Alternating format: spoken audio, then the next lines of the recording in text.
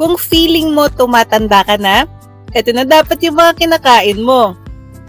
Guys, grabe yung collagen, tignan nyo. Ito yung totoong collagen, guys. Hi guys, Chef Elite here. Today, ipapakita ko sa inyo yung collagen broth na ginawa ko. Ito yung palagi kong kinakain while I'm pregnant. Turuan ko kayo, let's go!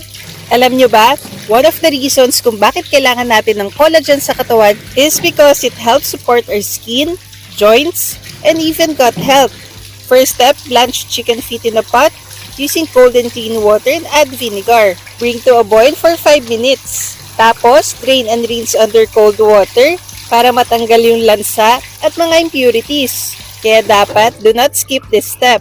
To get a clear broth, dapat hugasan mo ulit yung pot na ginamit mo.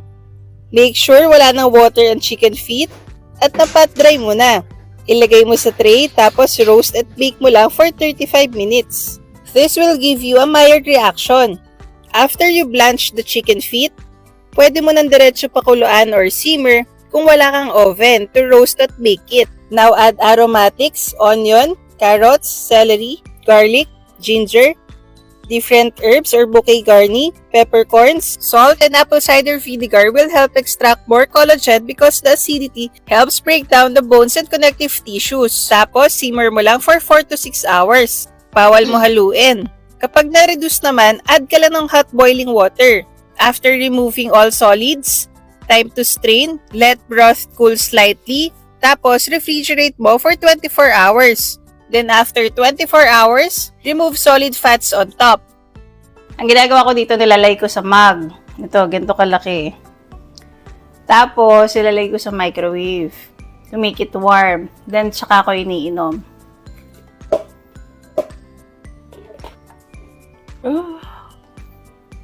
Gelatinous texture indicates collagen extraction.